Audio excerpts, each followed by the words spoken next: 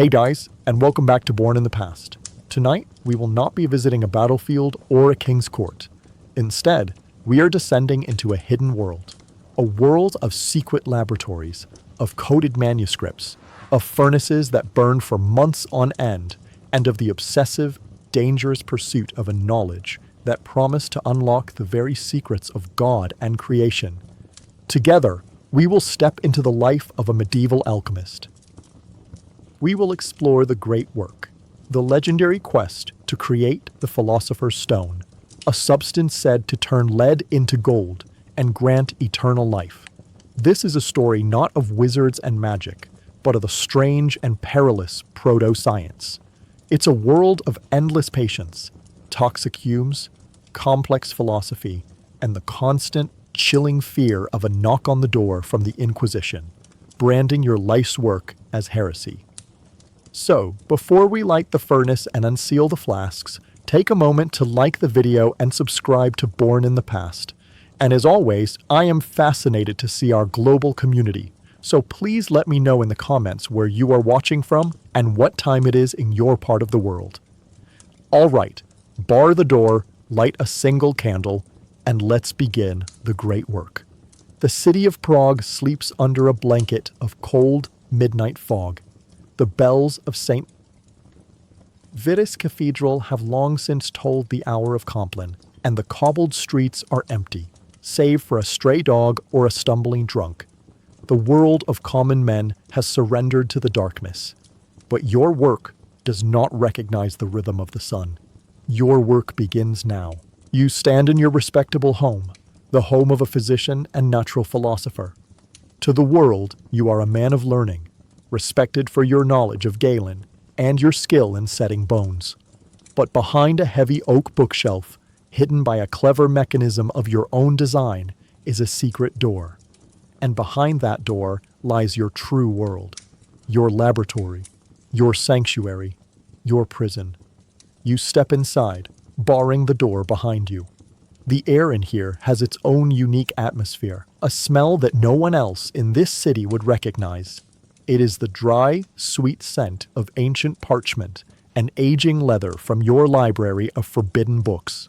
It is the sharp, metallic tang of distilled minerals and the acrid bite of sulfur. And underneath it all is the ever-present, low, gentle heat and the faint smell of charcoal from the Athanor, the alchemical furnace that is the ever-burning heart of your work. This room is your universe. One wall is lined with books, texts that would have you condemned as a heretic if they were ever found. You have the public works of Aristotle and Plato, of course, but hidden behind them are the true treasures. Coded manuscripts from the Arab world, the writings of Geber and Al-Razi, a precious, hand-copied translation of the Emerald Tablet of Hermes Trismegistus, which contains the 13 precepts that are the foundation of your entire art. These are dangerous books to own, their secrets guarded by allegories of dragons, kings, and symbolic deaths. On your great wooden work table, strange charts and diagrams cover every surface. There are astrological charts, mapping the movements of the planets and the constellations, for you know that the work below in your laboratory must align with the influences of the heavens above. There are diagrams of the 4 elements, earth, water, air, and fire, and the 7 planetary metals, lead for Saturn, tin for Jupiter, iron for Mars, copper for Venus, mercury for Mercury, silver for the moon, and gold for the sun. You are a physician by day, a mender of the frail human body. But at night, you are a philosopher of matter itself. You do not believe you are performing magic, like some village sorcerer. That is a fool's game. You believe you are accelerating nature, completing a holy process that God intended. You know that all metals are born from the earth, and they are all slowly, over thousands of years, attempting to reach their most perfect and noble state, gold. You are simply trying to find the secret to helping them finish that journey in your own lifetime. And in doing so, you believe you can find the key to perfecting the most imperfect and corruptible matter of all, the human body. Your entire life, your fortune, your very soul is dedicated to a single, all-consuming goal, the magnum opus, the great work, the creation of the philosopher's stone, a substance that can not only transmute base metals into gold, but also, when perfected into an elixir, can cure all disease and grant a long, healthy life, perhaps even immortality. You approach the Ethanor. It is a tall brick furnace designed to maintain a constant, gentle heat, like that of a nesting hen, for weeks or even months at a time. Inside, a sealed glass vessel has been sitting in the warm darkness for 40 days and 40 nights. Within it is the prima materia, the first matter, a foul, common substance you spent months acquiring and preparing. You peer through the small observation window. The substance inside has finally finished its slow decay. It is a uniform, black, putrefied mass. To an outsider, it would look like rotten filth. But to you, it is beautiful. It is perfect. It is nigredo, the blackening. The first stage of the great work is complete. It is the symbolic death of matter, the necessary chaos from which a new, purified creation can be born. Your true work is about to begin. You gaze at the black, lifeless substance sealed within its glass flask, the nigredo, the first victory. The sight of it fills you with a profound sense of awe and terror. But you know this is only the first step on a long, arduous, and perilous road. You turn from the furnace to your great work table and unroll your most trusted chart, a complex diagram you copied by hand from a rare manuscript. It is the map of your entire life's ambition, the map of the magnum opus. The great work, as your ancient masters taught, is not simply a recipe like that of a baker or a blacksmith. It is a philosophy, a mirror, a sacred and secret process that reflects the very creation of the universe itself. The core belief is simple yet infinitely complex. All matter is one. Lead, iron, tin. These are not unique substances. They are merely impure, sick, or immature forms of the one true, perfect metal, gold. And just as a physician can heal a sick man, so too can a philosopher of nature heal a sick metal, guiding it along its path to perfection. But this is the great secret, the one that separates a true alchemist from a common charlatan. To perfect the metal, you must first perfect yourself. The transformation that occurs within the flask must be mirrored by a transformation within your own soul. The work is as much internal as it is external. This is the meaning of the great Hermetic axiom, a phrase that is both your guide and your prayer. As above, so below. Your chart shows the path, divided into 4 great stages, each marked by a color and a symbol. The first stage, the one you have just completed, is nigredo, the blackening. This is the stage of dissolution and putrefaction. You have taken your prima materia, the first matter, and subjected it to a long, slow, gentle heat, allowing it to rot and decay, to break down into its most primal, chaotic state. It is the symbolic death of the substance. This stage is represented by the black crow, a symbol of death and the beginning of the work. Spiritually, this has been a time of your own dark night of the soul, a period of confronting your own ignorance, your own fears, your own mortality. You have looked into the abyss. Now the long and patient work of albedo, the whitening, begins. This is the stage of purification. You will take this black earth and you will wash it, again and again, a baptism of fire and water through endless distillation. Your goal is to cleanse it of all its impurities, its sins, until all that is left is a brilliant, shining white, like the moon. This is the stage of the white dove of purity. As you purify the matter, you must purify your own spirit, cleansing it of greed, pride, and fear. From the white, your texts tell you, comes the yellow, citrinitas. This is the dawning of the sun. The purified white substance is gently heated, fermented with a philosophical sulfur. It is the gaining of true wisdom, the moment the soul, now clean, can begin to see the divine light. It is a stage often skipped in lesser texts, but you know it is essential. And finally, if God and the planets are willing, you will reach the culmination of all your life's work, rubedo, the reddening. This is the royal wedding, the union of the sun and the moon, the red king and the white queen. The yellowed matter is brought to a final, intense heat, and it is reborn as a deep, ruby red powder.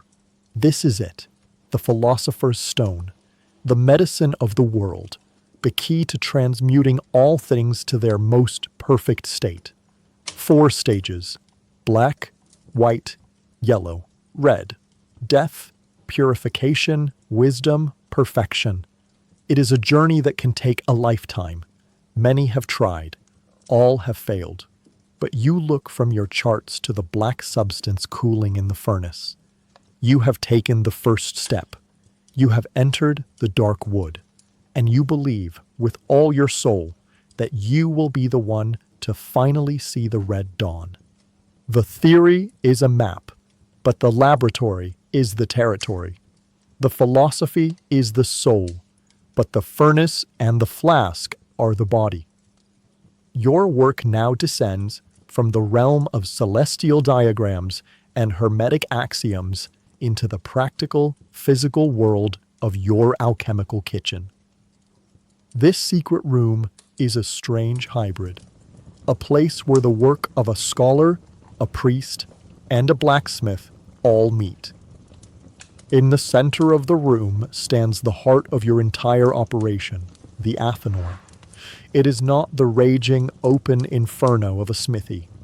It is a tall, brick furnace, ingeniously designed with a series of vents and chambers to maintain a slow, constant, and perfectly distributed heat. This is the philosophical fire, a heat that does not destroy, but that incubates.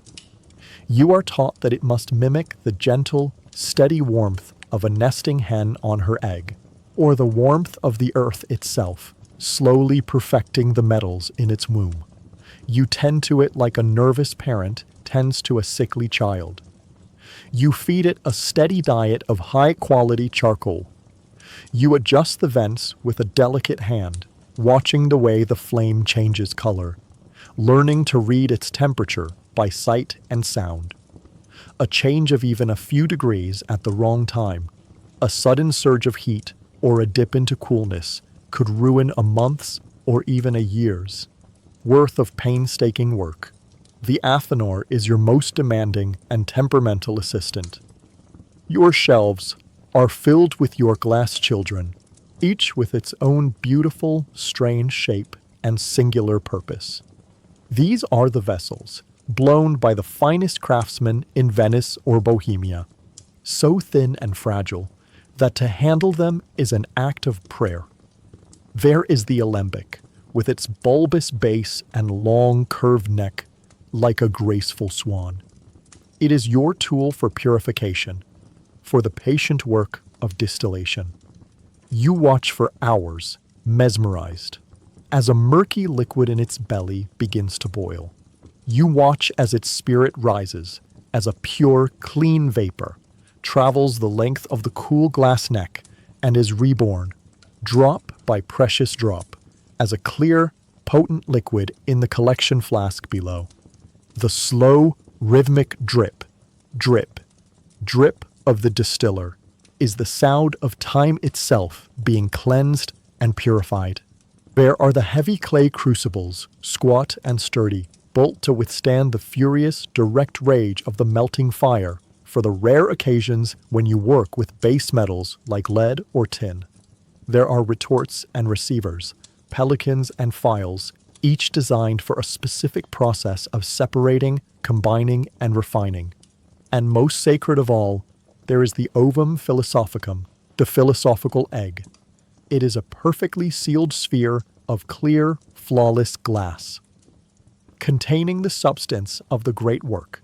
It is the womb of your creation, the vessel where the death and rebirth of matter will take place.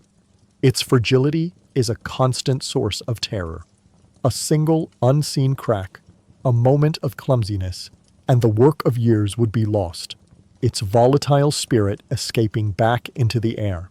Your days are a rhythm of physical labor that is as demanding as any peasant's in the field. You spend an entire morning with a heavy mortar and pestle, grinding a strange metallic ore, a form of antimony, into a fine gray powder. The work is laborious, sending jarring shocks up your arms and filling the air with a sharp chemical dust that makes you cough. You spend hours preparing your acids, the aqua vitae and aqua regis, powerful solvents that can dissolve even gold. Their fumes, sharp and dangerous, capable of blinding a man who is not careful. From the outside, through a small grimy window, it must look like magic. The bubbling liquids of different colors, the strange twisting shapes of the glassware, the coded charts on the wall, your own figure hunched over the furnace, your face lit by its glow. But you know the truth. This is not magic. It is labor. It is an endless, painstaking, and often boring routine. It is the work of a cook, a baker, a washerwoman, all elevated to a philosophical purpose. You check the alembic on its stand. The distilled liquid, a purified form of wine spirit, is dripping with a maddening slowness into its receiver. You check the aphanor. The fire is steady.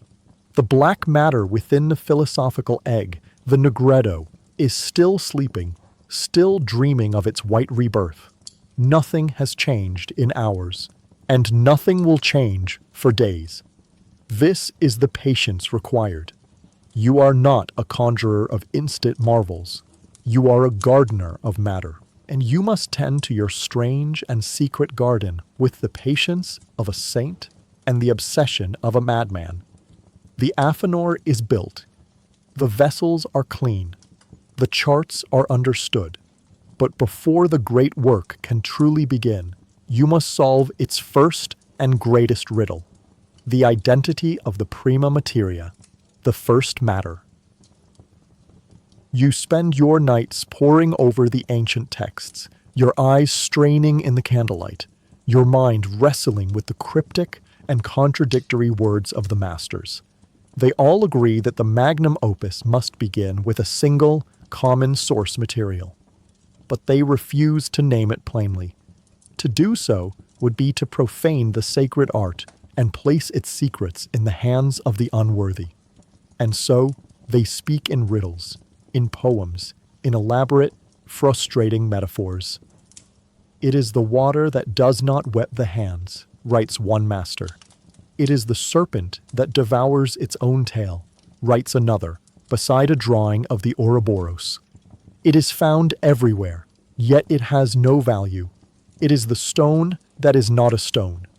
The children play with it in the streets, and the philosophers despise it. The words are designed to confuse the profane and guide the true adept. For you, they are a source of endless, maddening frustration. Your laboratory is a graveyard of your failed interpretations. For 6 long months, you worked with antimony, the gray wolf, which was said to devour the other metals and purify them. You subjected it to 100 different processes of fire and acid, only to produce the useless, brittle crystal and a cloud of toxic fumes that left you coughing for a week. You spent a year on the path of lead, the metal of the planet Saturn, believing its great heaviness and dull, dark appearance marked it as the oldest and most primal of metals. It yielded nothing but more lead and a deep sense of despair. You have followed the stranger, more esoteric paths laid out in the texts. You have risen before dawn in the month of May, when the celestial influences are strongest, to collect morning dew from the leaves of cabbage plants, believing it to contain a secret, heavenly fire. You spent weeks distilling your own urine, following the foul but revered recipes of the masters who claimed the life force within it was the key. Your laboratory reeked of ammonia and failed hope for a month, and your wife nearly refused to let you back into the main house. You performed this work in absolute secrecy, often in the dead of night. If your neighbors saw you collecting dew with a clay bowl or boiling your own waste over a fire, they would not see a philosopher seeking the secrets of creation. They would see a madman, or worse, a sorcerer. The priest would be at your door, then the bishop's men, and your work would end, not with the creation of gold, but with the burning of your body at the stake. One night, exhausted and on the verge of abandoning the work entirely, you are reading a dusty, translated passage from Zosimus of Panopolis, an ancient Egyptian alchemist. He writes, "Despise not the cheap and the common, for in the vilest of things lies the greatest of treasures. Nature's greatest secrets are hidden in plain sight, in the things that fools cast aside."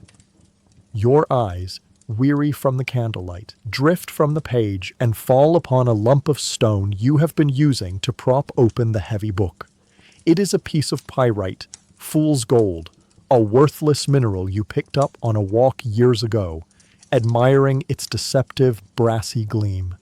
And suddenly, an idea, a flash of insight so powerful it feels like a divine revelation, strikes you. The irony is perfect. The stone that fools the greedy with a false promise of gold, what if that is the key? It is the ultimate object of scorn for true goldsmiths. It is common, found everywhere. It is a stone that is not a stone, for it is a metallic ore. The texts say the first matter must contain its own philosophical sulfur, the soul, and mercury, the spirit. Pyrite, you know, contains both sulfur and a base metal, iron, the body. It fits. It all fits. A new energy. The energy of absolute certainty surges through you, feels right. It feels like the kind of profound, cosmic joke the universe would play. The path to creating true gold must begin with the false one. The path to wisdom must begin with the emblem of fools.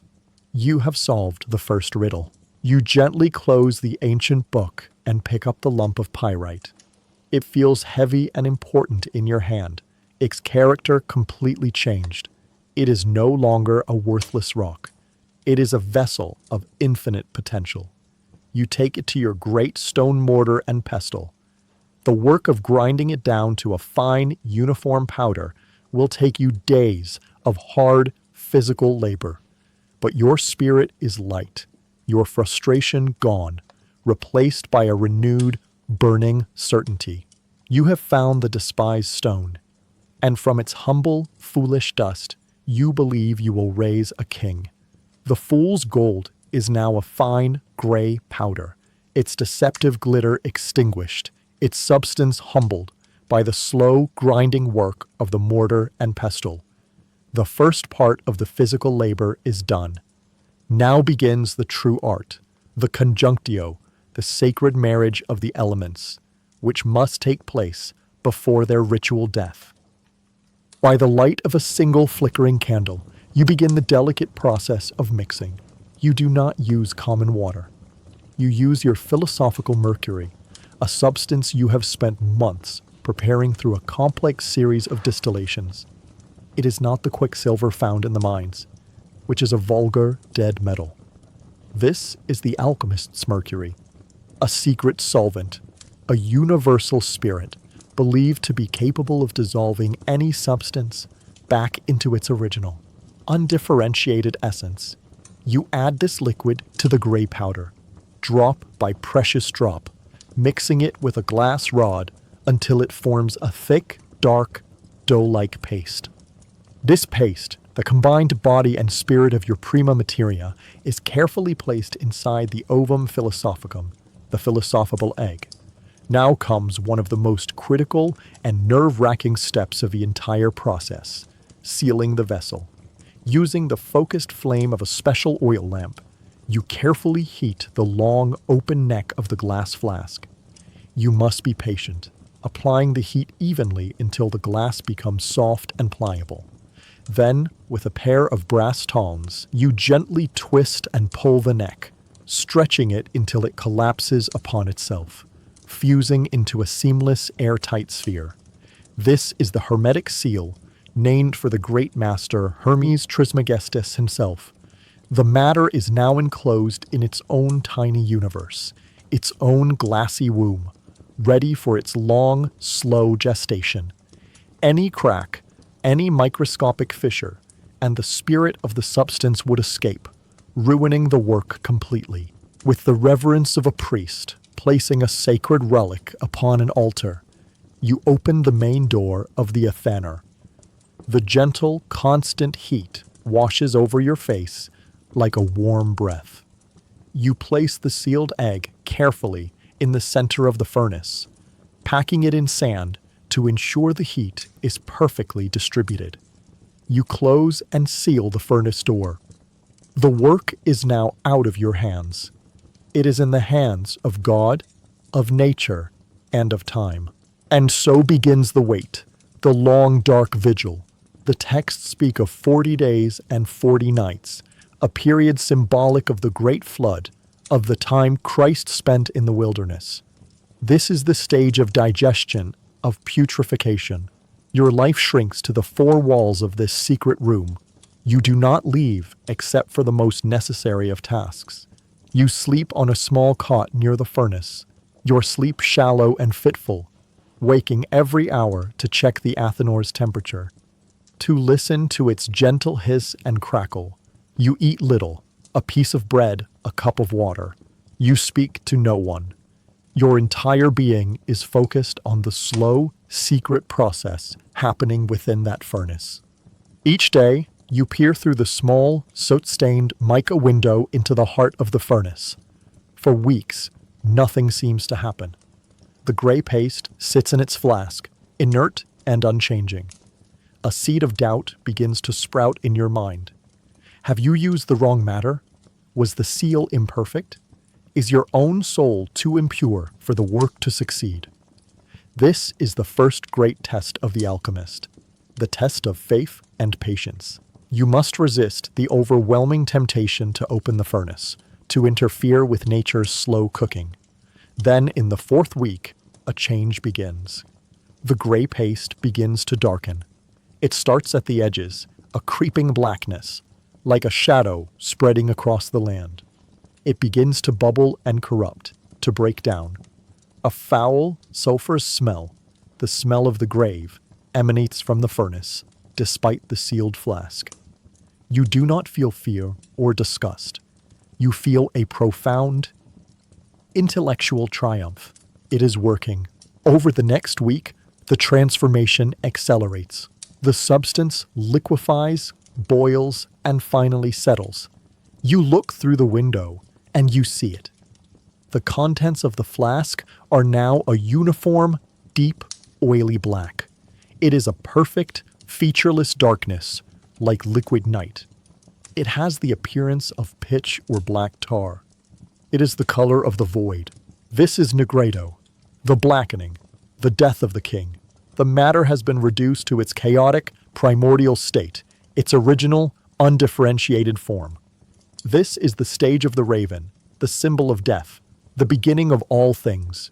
You have successfully guided the matter through its own death. You have stared into the abyss of creation, and it has stared back. The first, and many say the most difficult stage of the great work is complete.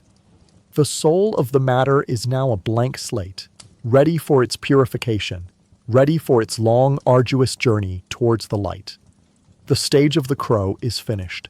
Now you must wait for the sign of the dove. The stage of the crow is complete. The work of death, decay, and darkness is done. You have successfully reduced your matter to its first principle, its primal, undifferentiated chaos. Now begins the work of resurrection. Now begins the long, patient, and methodical labor of albedo, the whitening.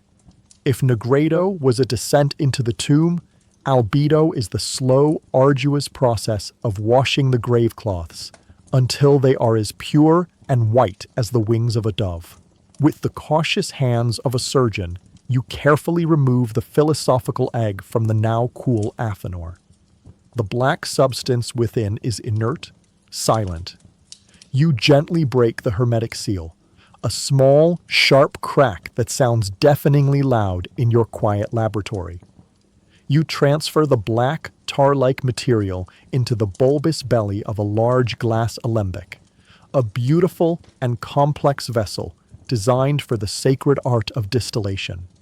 The great work is now ready to be baptized. The process is simple in theory, yet infinitely complex and demanding in practice.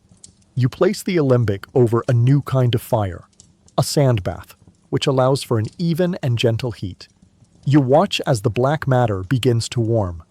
Soon, a vapor, the spirit of the matter, begins to rise from the blackness, a ghostly mist inside the glass. They travels up into the long, curved neck of the alembic, the swan's neck, where the cooler air causes it to condense back into a liquid. This liquid then drips, one by one, into a receiving flask at the other end. Drip, drip, drip. It is the sound of time itself being purified. The first liquid you collect is cloudy and gray, carrying with it much of the foulness of the original putrefaction. This, the texts tell you, is the first washing. You take this liquid, this distilled spirit, and you pour it back over the black, solid residue that remains in the alembic. You are watering your earth with its own dew. And then you begin the distillation again. The ancient masters are clear on this point. Wash the black earth until it becomes white. 7 times the eagle must be renewed before it can conquer the lion. Your life becomes a cycle of this endless repetition. You heat the matter. You watch its spirit ascend and be reborn as liquid. You take that liquid and you use it to wash the body again, over and over, for days, for weeks. It is a profound test of your patience and your faith. The work is tedious, requiring constant attention to the fire, ensuring the heat is never too high nor too low. And as you work, you feel a change within yourself. The darkness and doubt of the Negredo stage, the confrontation with your own mortality and ignorance, begin to wash away. With each distillation that produces a slightly clearer liquid, your own thoughts feel clearer, purer.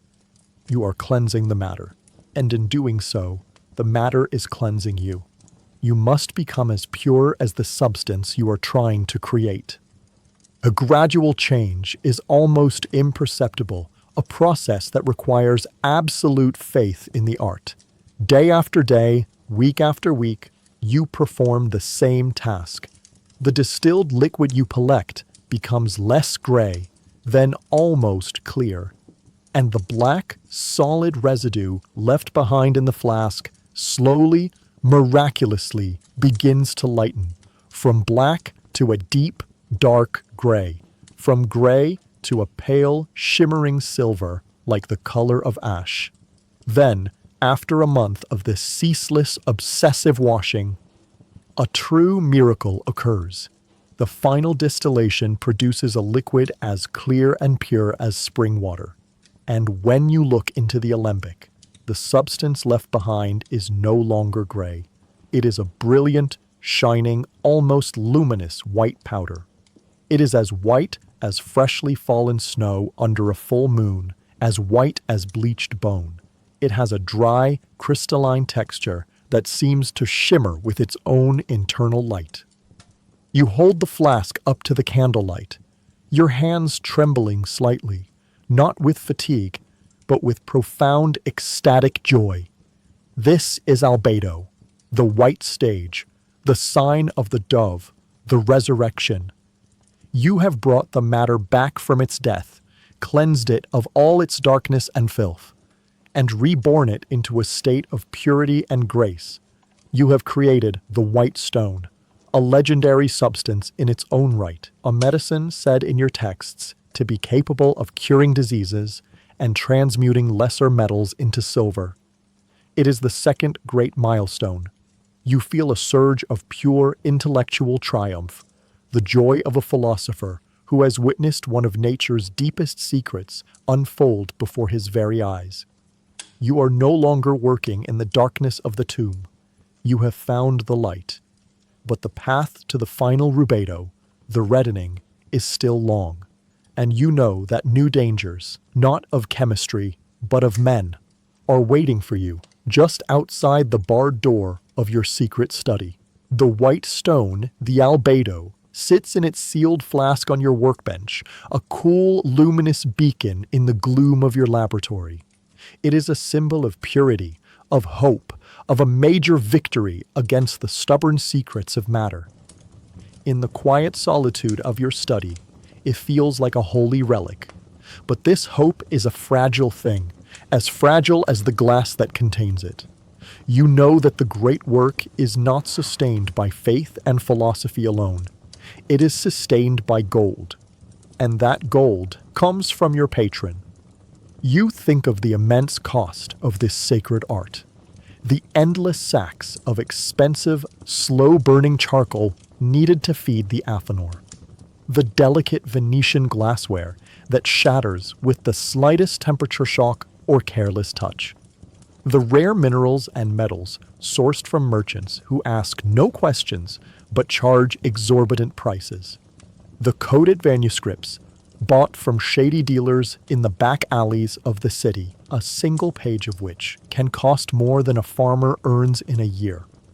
Your own small fortune, inherited from your father, was exhausted years ago. Now you work on borrowed time and on borrowed money. There is a quiet, coded knock at the main door of your house late one night. It is not the knock of a patient, but a specific rhythm you have been taught to expect. You dismiss your servant for the night, bar the outer door, and go to answer it yourself. The man standing in the street is cloaked and hooded, but you know who he is. It is him, Baron von Sternberg. He is accompanied by a single, large, silent guard who remains outside, a statue of menace in the darkness. The Baron sweeps into your home, his fine fur-lined cloak a stark and opulent contrast to your own humble scholar's robe. He moves with the easy arrogance of a man who owns the world, his eyes taking in your modest home with a flicker of disdain. You wean him not to your main study, but through the secret door to your laboratory. He has been here before, but the strange smells and bizarre equipment still make him uneasy. His eyes are not the patient, curious eyes of a philosopher. They are the sharp, calculating eyes of a man of power, a man who sees everything in terms of investment and return. "Well, doctor," he says, his voice a low rumble, dispensing with any pleasantries. "It has been 5 years. 5 years since I began to fund your studies. You have filled my ears with talk of prima materia and philosophical mercury. Show me something more than strange smells and broken glass." He gestures around the lab with a dismissive hand. "Show me gold, or show me the elixir that will cure this damnable gout in my leg." His impatience is a cold weight in a room. You know you must handle this with extreme care. To a man like the Baron, the spiritual journey of the work is meaningless. He is a man of tangible results. With the careful hands of a showman, you retrieve the flask containing the albedo. You hold it up to the candlelight so that the white powder within seems to glow with its own inner light. "My lord," you say, your voice steady and calm, "we have achieved a great milestone. We have completed the first 2 stages, the blackening and now the whitening. This is the white stone." You try to explain its significance. It is the matter, resurrected and purified. The texts of the masters say this substance alone can cure many diseases and can perfect silver. It is the proof that the theory is sound. It is the guarantee that the final stage, the red stone that makes gold, is now within our grasp. The Baron peers at the white powder, unimpressed. He is not a man moved by symbols. I do not care for silver, he scoffs. And I have my own physicians with their leeches and their prayers for my gout. The agreement, as I recall it, was for the stone of the philosophers, the rubedo, the one that makes gold. He takes a step closer, his large frame looming over you in the small space. He places a heavy, gloved hand on your shoulder, his grip surprisingly strong. I am not a patient man, doctor, he says, his voice dropping to a low, menacing whisper. My time on this earth grows short, and my purse, while deep, is not bottomless. I have protected you. I have used my influence to keep the bishops more inquisitive priests away from your door. But my protection comes at a price. He leans in, his face close to yours. Do not make me think I have invested in a fool.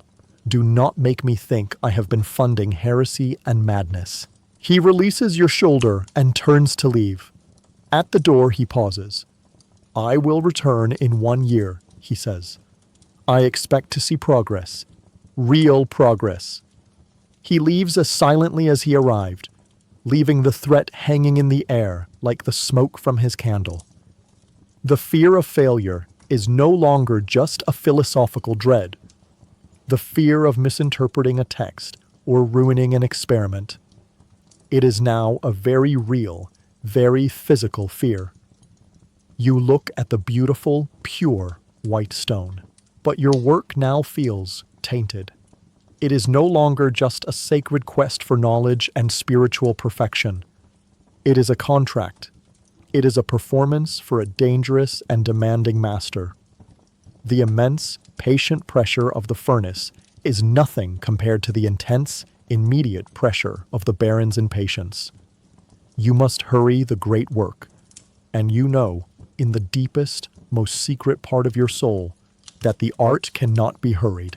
A Baron's threat hangs in your laboratory like a foul vapor, more potent than any chemical fume. His words, I am not a patient man, echo in the quiet hiss of the furnace. Patience, the alchemist's greatest virtue, is now a luxury you can no longer afford. The slow, meditative rhythm of your work is broken, replaced by a new, gnawing urgency. You begin to take small, foolish shortcuts. You raise the heat of the Athanor just a little higher than the texts recommend, hoping to accelerate the digestion. You spend less time on the purification of your reagents, telling yourself it is good enough. You are trying to hurry a process that has its own immutable cosmic timetable. It is a grave mistake. You are working with mercury, the argent beehive, the living silver, the most mercurial and temperamental of all the substances in your laboratory. It is both a metal and a liquid, a body and a spirit, and the texts say it is the key to all transmutation. You are attempting a difficult sublimation, a process to create the red sulfur by heating a mixture of purified mercury and mineral sulfur. This, you believe, is the next crucial step on the path to citrinitis, the yellowing. The apparatus is complex. A sealed glass retort containing the mixture sits in a sand bath over a carefully controlled charcoal fire. A glass tube leads from its neck to a series of collecting vessels designed to capture the different vapors as they sublime and condense. The work requires a steady hand and an even steadier nerve. But your nerve is not steady. Your mind is on the Baron's promise to return in a year. You increase the heat under the sand bath, just a fraction.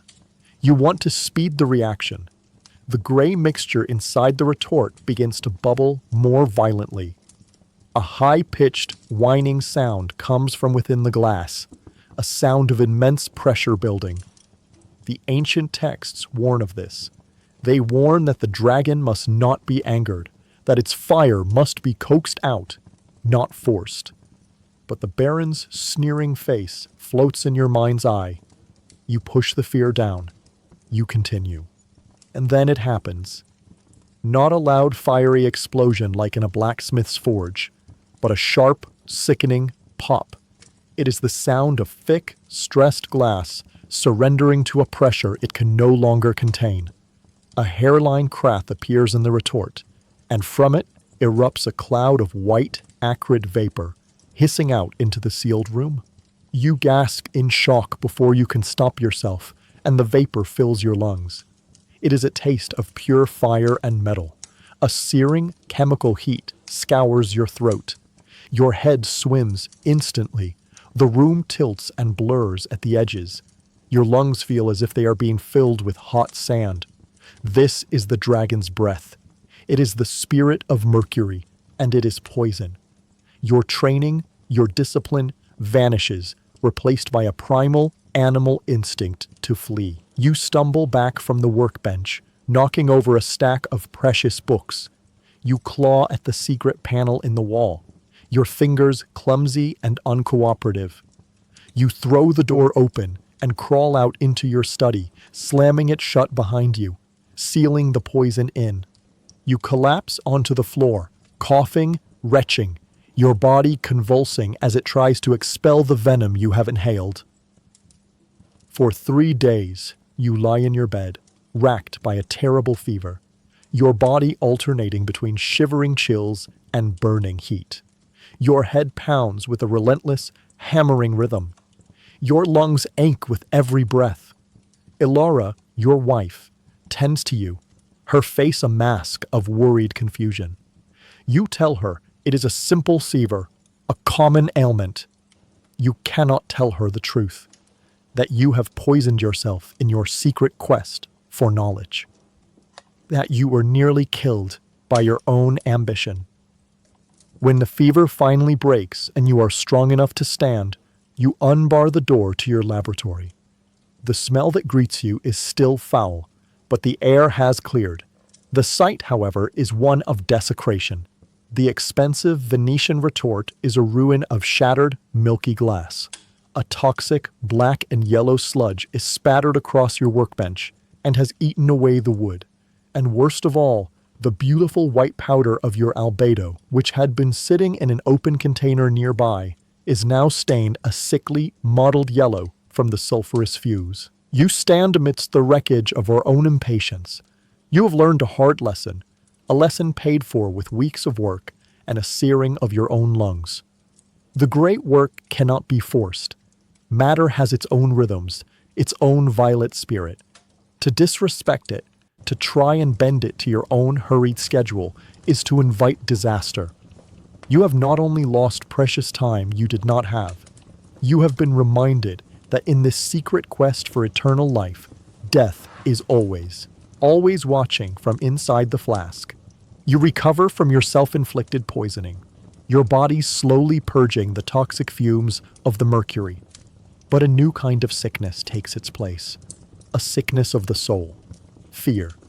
The accident has left its mark not just on your lungs, but on your home. A faint, lingering chemical taint hangs in the air, a strange, sharp smell that you cannot entirely scrub away or mask with burning incense. It is the smell of secrecy, and it is a beacon for the suspicious. The knock on your door comes on a quiet afternoon. It is not the coded conspiratorial knock of your patron, but the firm, solid knock of officialdom. You open it to find Father Thomas, the parish priest, standing on your doorstep. He is a good man in his way. He is devout, and he genuinely cares for the souls of his flock. But his piety is a rigid, narrow, and fearful thing. He sees the devil's work everywhere, in a failed harvest, in a strange sickness, and most of all, in the quiet studies of men like you, men of learning who read books that are not the Bible and who ask questions that are not answered in the catechism. I heard you were taken by a sudden fever, doctor, he says, his eyes scanning the inside of your home as you invite him in. I came to see if you were well and to offer a prayer for your recovery. You thank him, your heart beginning to beat a little faster. This is not just a social call. A neighbor also spoke of unusual odors coming from your house these past weeks. He adds, his tone casual, but his eyes sharp. I trust your work with your medicinal herbs has not led you to any volatile concoctions. You lead him into your public study, the room where you meet with patients and display your respectable, approved books. The secret door to your laboratory is just feet away, hidden behind the great oak bookshelf. He walks around the room, running a finger along the spines of your books. Your library is famous in the city, he says. Aristotle, Plato, Galen, great minds, but pagan minds. He stops and turns to you. Remember that Aristotle is a pagan. His wisdom on the natural world is a useful tool, but he can be a dangerous master for a Christian soul. His path leads to knowledge of the material world, but not to the wisdom of God. The conversation is a delicate dance on a razor's edge. He asks about your philosophical studies. You speak carefully, using the accepted language of the university. You talk of studying the four elements as a way to better understand God's creation. You speak of preparing herbal distillations to create more potent medicines for the sick. You do not speak of transmutation. You do not speak of the philosopher's stone. You do not speak of the magnum opus. He stands right next to the great bookshelf. You can almost feel the heat of his presence against the secret panel. You pray he does not notice the faint chemical smell that still seems to cling to the very air in the room. His gaze lingers on a copy of a book by Albertus Magnus, a man of the church, but one who wrote extensively on topics that bordered on the magical. There are whispers in Rome, the priest says, his voice dropping, becoming more serious. The Holy Office, the Inquisition, has its eyes on our city. They are searching for heretics, for men who practice the magical arts, who seek to command demons, or who in their pride seek to usurp God's own power of creation. He looks directly at you now, his eyes intense. Be careful, doctor, that your great thirst for knowledge does not lead you to drink from a poisoned well. Some secrets are kept hidden by God for a reason. To seek them is an act of supreme arrogance. The threat is unspoken, but it is as clear as the cross that hangs around his neck. He is not just giving you spiritual advice, he is delivering a warning. He offers a prayer for your health, blesses you and your house in a cloud of Latin, a gesture that feels more like a final warning than a comfort. And then he leaves. You stand in your study for a long time after he is gone, your body trembling, not from the memory of the fever, but from a much deeper chill. The Baron holds your purse strings and threatens your body, but the priest and the great terrifying institution he represents threatens your immortal soul. Your secret work is now threatened on two fronts, from the worldly power of a nobleman and the spiritual power of the church. Your laboratory, once a sanctuary, now feels like a trap, its walls slowly closing in. And you realize that the most dangerous transmutation of all is the one that could turn you from a respected philosopher into a condemned heretic. Aquí tienes la tercera y última parte del guión compilado de The Alchemist's Secret. The threats of the outside world from impatient barons and suspicious priests do not stop your work. Instead, they drive you deeper into it. Your laboratory, once a sanctuary for quiet thought, now becomes your fortress. The world outside is a place of unpredictable dangers and demands you cannot control. But in here, within these four walls, you are the master. Here, there are only the laws of nature, the rules of the art, and the quiet, obsessive focus of your own mind. You return to the white stone, the albedo, with a new and fearful determination. The work must not be rushed, but it must proceed. The Baron's 1-year deadline is a clock ticking in the back of your mind. The stage of the moon, the stage of silver and purification, is over. Now begins the stage of the sun. You must take the pure white matter and awaken the solar fire that sleeps within it.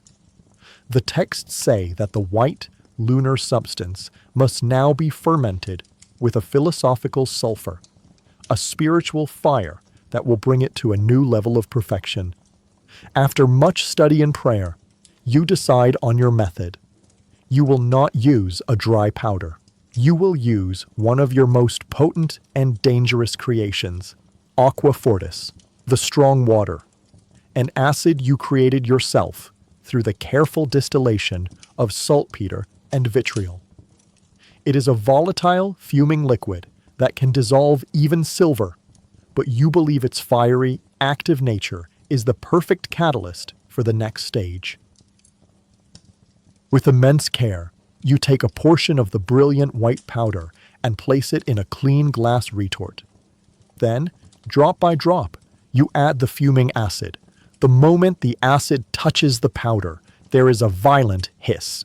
A cloud of yellow-brown vapor, foul and choking, fills the retort. You have been trained for this.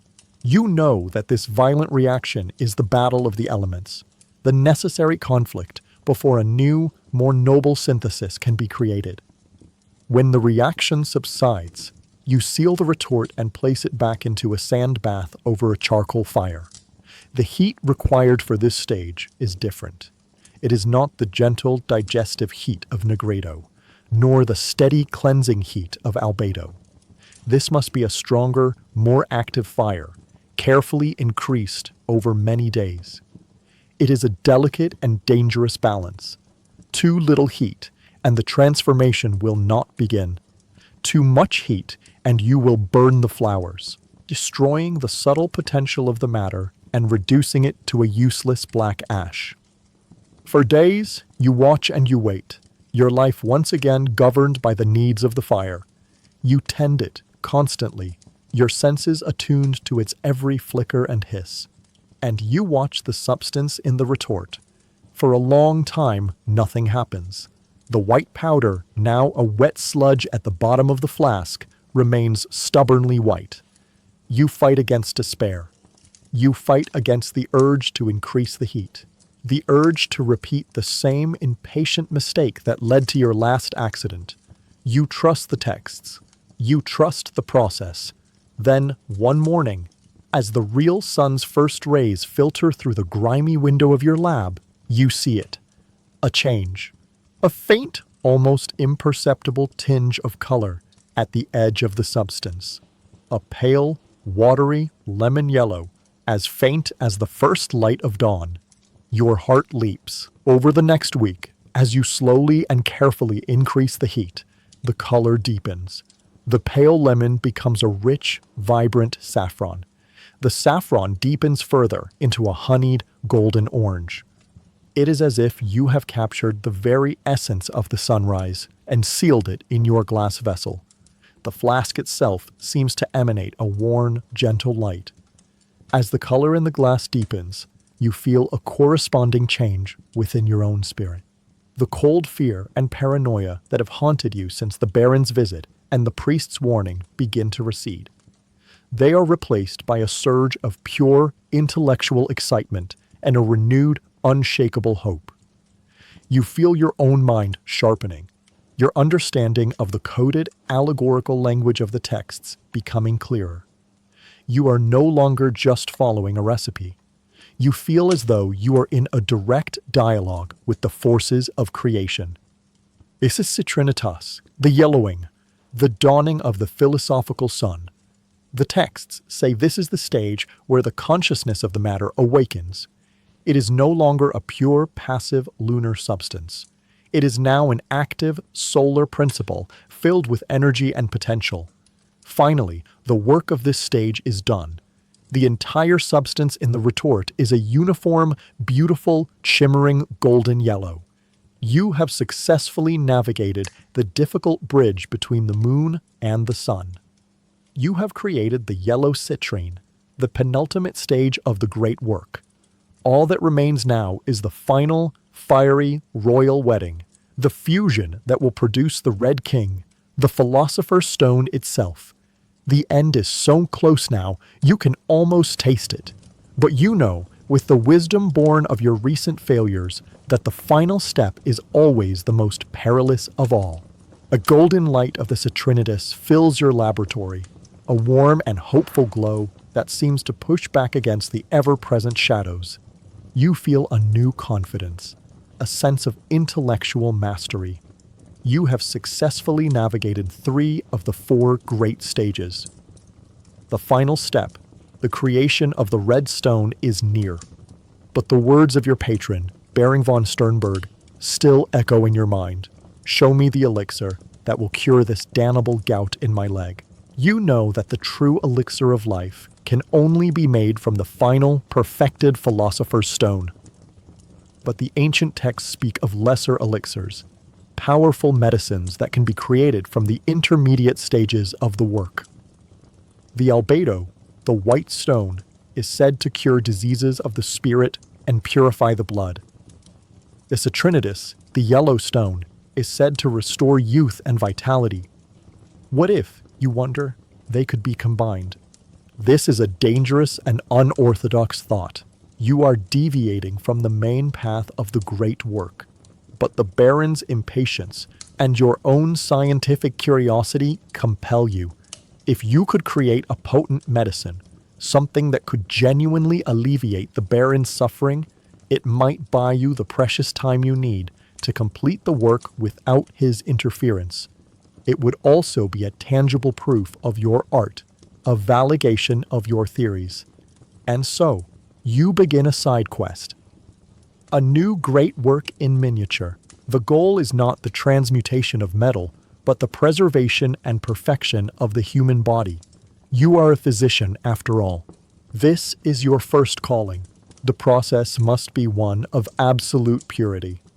You take a small portion of the brilliant white powder from your albedo stage, and a similar portion of the shimmering yellow powder from your citronita stage. You place them together in a small, immaculately clean agate mortar. As the 2 substances touch, you feel a strange sense of bringing 2 worlds together. The cool, reflective purity of the moon and the warm, active energy of the sun.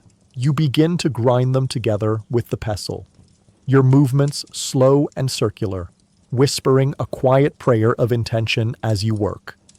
You must dissolve this combined powder in a perfect solvent, not water, but the most purified spirit of wine you have ever created. You have spent weeks distilling it again and again, creating a potent, clear liquid you call the aqua vitae, the water of life. It is the hidden, fiery spirit that sleeps within the grape. Drop by precious drop, you add the aqua vitae to the mortar, watching as the white and yellow powders dissolve, creating a liquid that seems to shimmer with its own internal light. It is the color of liquid gold. You pour the solution into a special glass vessel known as a pelican. It is a circulatory flask, cleverly designed with 2 curved arms that allow the vapor to rise, condense, and then drip back down into the original liquid. It is a closed system, designed to allow the substance to continuously circulate and purify itself, mimicking the circulation of blood in the human body. You place the pelican in a gentle sand bath on a low fire. The work must be timed to the heavens. You have waited for this specific night when Jupiter, the great planet of healing and benevolence, is rising in the sky in a favorable aspect to the sun. As above, so below. The celestial influences must be aligned to aid your work on Earth. For 3 days and 3 nights, you watch over the pelican. The golden liquid gently bubbles, its vapors rising and falling, a constant, silent process of self-refinement. You do not sleep. You only watch and wait and pray. On the 3rd morning, you remove the flask from the heat. The liquid inside has changed. It is no longer just golden. It seems to have a life of its own, a brilliant, almost electric vibrancy. It is the most beautiful and potent thing you have ever created. You carefully decant a small amount into a tiny, sealed glass vial. This is it, your elixir. But now comes the great dilemma, the question of a true physician. Who do you test it on? You think of your patients in the city. the old woman with the wasting cough, the merchant with the pained joints. To give them this would be an immense risk. What if your theory is wrong? What if instead of a cure, you have created a subtle and powerful poison? The line between a medicine and a poison is often only a matter of dose, and the dosage for this substance is completely unknown, and you cannot give it to the Baron, not yet, not until you are certain of its effects. To give him a failed elixir would be worse than giving him nothing at all. You hold the small vial up to the candlelight. It glows like a captured star. You have the power, perhaps, to heal, to restore youth, to cheat death itself, sealed in this small piece of glass. But you realize that knowledge without wisdom is a dangerous thing. You have created a substance of immense power, but you do not yet have the wisdom to wield it. You place the vial carefully in a locked wooden box. It will wait. It is a promise, a potential, a secret. You will return to the main path, the quest for the red stone. But this experiment has taught you something vital. The great work is not just about transforming matter. It is about the immense responsibility that comes with that transformation. The vial containing your lesser elixir sits locked away, a testament to your progress, but a distraction from your true goal. The Baron's 1-year deadline is a constant, quiet pressure in the back of your mind. There is no more time for side quests or secondary experiments. You must now commit your entire being, your knowledge, and your faith to the final, climactic stage of the magnum opus. You must achieve the rubedo, the reddening. You approach the work with a new level of ritualistic care. You spend a full day cleaning and purifying your laboratory, scrubbing every surface, washing every piece of glassware until it gleams. You fast for 24 hours, purifying your own body, and you spend hours in prayer and meditation, purifying your own soul.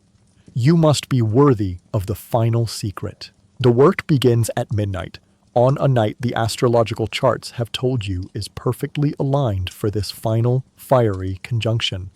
This is the royal wedding, the union of the sulfur and the mercury, the red king and the white queen, the sun and the moon. You take the beautiful golden yellow powder of your citrinitus, the solar male principle, and you must now combine it with its partner. The texts are clear. For the final stage, the awakened sun must be wedded to a purified moon. You take a portion of the brilliant white powder from your albedo stage, the lunar female principle you so painstakingly created. With the utmost reverence, you combine the two powders in a heavy, glazed ceramic crucible. You mix them not with a rod, but by gently turning and swirling the crucible itself, a symbolic dance of union.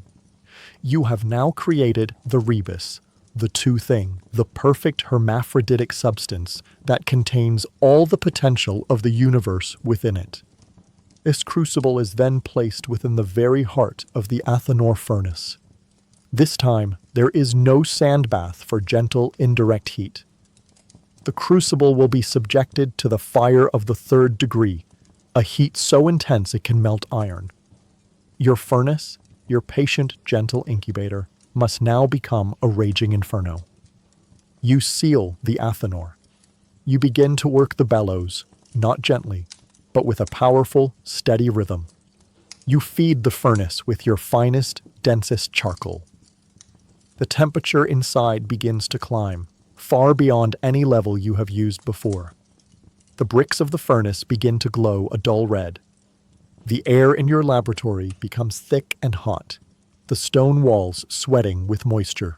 Now begins the final vigil. This is not the long, patient waiting of the earlier stages. This is a short, breathless, and sleepless watch. The texts say this final transformation can take hours or it can take days. You cannot leave the furnace. You cannot rest. You must watch the fire, keeping it at its absolute peak, and you must watch the substance through the small mica window, looking for the final transformation. Through the window, you watch the crucible. It glows a bright cherry red. The powder within has melted into a swirling liquid mass. And then the colors begin. It is a legendary, rarely seen phenomenon the masters call the cauda pavonis, the peacock's tail. The surface of the molten substance shimmers and shifts with 1,000 iridescent colors. Deep blues, vibrant greens, brilliant purples, all swirling together in a chaotic, beautiful display. It is the moment the elements are finding their final, perfect harmony. Your heart pounds in your chest.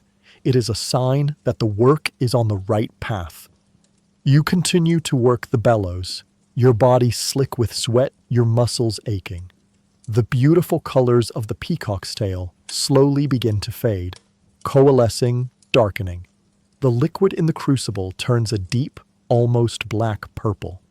For a terrifying moment, you fear you have failed, that you have pushed the heat too far and have returned the matter to a new kind of negredo. But you hold your nerve. The texts have warned of this, the purple of tyranny. The last stage before the emperor's dawn. You keep the fire steady, and then you see it. A new color is born in the heart of the darkness. A tiny, deep red spark, like a drop of blood. It grows, spreading through the dark liquid, consuming it. The entire substance begins to glow, not with the reflected heat of the furnace, to which your eyes have grown accustomed, but with its own internal ruby light. The purple gives way to a deep, profound, and perfect red. The color of blood. The color of life. The color of a king's robe. It is done. With trembling hands, you slowly, carefully begin to reduce the fire, letting the furnace cool over many hours. The process cannot be rushed, even now. Finally, when it is safe to do so, you open the furnace door. The crucible inside is still hot, but its violent red glow has subsided. Using a long pair of iron tongs, you lift it from the furnace and place it on a stone slab to cool. When the crucible is finally cool enough to touch, you look inside. The liquid is gone. At the bottom lies a small, heavy, translucent stone. It is not a powder. It is a solid, glassy substance, the color of a perfect ruby or of dark, arterial blood. It seems to absorb the candlelight, and it glows with a faint, warm, internal fire. You have done it. After all the years of study, of failure, of danger, of hope and despair, you hold in your hands the culmination of the magnum opus, the philosopher's stone, the medicine of the world, a substance that contains the secret of perfection itself. You feel a wave of emotion, so profound, so overwhelming, that you fall to your knees. It is not the joy of a man who has found gold. It is the shattering, holy awe of a man who has just witnessed the very moment of creation. The philosopher's stone lies in a small ceramic dish on your workbench. It is a tiny, heavy, warm ruby, a single crystalline tear of pure perfection. You have achieved the great work. You have created the medicine of metals. But the final proof, the great demonstration that will satisfy your impatient patron, and if revealed, would turn the world of natural philosophy on its head, is yet to come. The projection, the transmutation of a base metal into pure, incorruptible gold. This is not an act to be undertaken lightly. It is the final, sacred ceremony. You prepare the laboratory as if for a high mass. You clean your tools again. You say a prayer of thanks and of guidance. You must be precise. There can be no room for error. You take a simple, heavy lump of common lead. It is a metal associated with the planet Saturn, a symbol of old age, of decay, of time, of endings. It is considered the lowest, sickest, and most spiritually dead of all the metals. If your stone can heal this, it can heal anything. You place the lump of lead in a thick clay crucible and set it in your hottest forge, a different, smaller furnace than your gentle Athanor. This is a fire not of incubation, but of raw, brute power. You work the bellows, and the forge roars to life. The charcoal burns with a brilliant white heat. You watch as the dull, gray lead begins to sweat, its surface turning slick and shiny. Then it slumps, losing its form, and finally collapses into a shimmering liquid pool of silver-gray metal, beautiful in its own way, but still base, still imperfect. Now for the stone. You do not need a large amount. The texts are clear. Its power is catalytic, transformative, almost infinite. A single part of the stone, they claim, can perfect 1,000 parts of a base metal. With a fine pair of tweezers, you carefully break off a single, tiny grain from your ruby red stone. It is no larger than a mustard seed, a minuscule fragment of the whole. You take a small piece of clean beeswax. With the warmth of your fingers, you carefully roll the tiny red grain into the center of the wax, forming a small pellet. The wax will act as a vehicle. It will carry the stone into the heart of the molten lead and protect it from the initial violent heat, allowing it to dissolve rather than being instantly vaporized. The moment is here. The culmination of your life's work hangs on this single action. Your hands are perfectly steady. Your breath is a slow, controlled whisper in the roaring heat of the laboratory. You take the small wax pellet with a long pair of iron tongs. You hold it over the shimmering liquid pool of lead, and you let it drop. It does not splash. It vanishes. There is a bright, momentary flash of purple light from the center of the crucible. Then, the surface of the molten lead erupts. It boils and churns violently, as if a great invisible battle is taking place within it. A thick, white, odorless vapor rises from the crucible, climbing towards the ceiling before dissipating. The lead seems to be in agony, a metal at war with itself, its base nature fighting against the perfect idea of gold that the stone has introduced.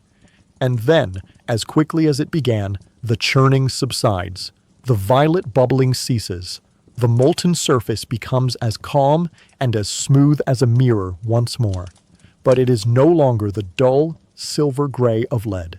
It is a brilliant, shining, buttery yellow. It is the unmistakable, inimitable color of the sun. It is the color of pure gold. You almost forget to breathe. You work the bellows to keep the metal liquid for a few moments longer, staring in utter disbelief. The color does not fade. It is real. You let the forge die down. You let the crucible cool for what feels like an eternity. Your impatience now replaced with a profound, soul-shaking awe. When it is finally cool enough to handle, you take a heavy pair of tongs, lift the crucible from the forge, and carefully tip it over onto a cold stone slab. A heavy ingot slides out, landing with a satisfying, dense thud. It is still warm to the touch, and it shines with a soft, deep luster that is utterly different from the false, brassy gleam of the pyrite you started with. You pick it up. It is heavier than the lead was, denser. You take your knife and press its tip against the metal. The knife bites easily into the surface, leaving a clear mark. It is soft, as true gold should be. You have done it. It is not a trick of the light. It is not an illusion. It is not a stain or a surface treatment. You have performed the great work. You have transmuted the lowest of metals into the highest. You sit there on the stool in your secret laboratory, staring at the small, heavy, golden ingot in your hand. The key to infinite wealth, the power to topple kingdoms and fund armies. lies on the table before you. But you feel no greed. You feel no desire for the power it represents. You feel only a quiet, earth-shattering reverence. You have not just created gold. You have proven that the universe is not a fixed, dead thing. You have proven that matter can be perfected, that decay can be reversed, that change is the most fundamental law of all. You have touched the very secret of creation. The question now, a question far heavier than the gold in your hand, is what do you do with it? The small, heavy, golden ingot sits on your workbench, a tiny, perfect sun in the perpetual gloom of your laboratory. The profound, earth-shattering awe of your achievement slowly gives way to a more practical and more terrifying question. What comes next? Your work was funded. A debt is owed. The Baron will want to see his investment returned. The question is answered for you a week later with the familiar, coded knock on your door. Baron von Sternberg sweeps into your study, his presence more impatient and demanding than ever before. He does not waste time with pleasantries. The year is almost up, Doctor, he says, his eyes cold and assessing. I have fulfilled my end of our bargain. I'd have funded your work and kept the church at bay. I have come for my return on that investment. With a hand that you cannot keep from trembling slightly, you lead him to the laboratory. You show him the ingot. You explain the process of projection, the successful transmutation. He snatches the ingot from the table. His eyes, once merely calculating, now burn with a raw, feverish greed. He holds it up to the candlelight, his breath coming in short, sharp bursts. He pulls a small knife from his belt and scratches its surface. He even bites it, a crude but effective test of its softness. It is real, he whispers, his voice thick with a mixture of avarice and disbelief. By all the saints, it is real. He turns to you, his face lit with a triumphant, predatory smile. Good, he says. This is a fine start, an excellent proof of concept. I will require 10 pounds of it by the next full moon. The words hit you like a physical blow. You stare at him, aghast, the blood draining from your face.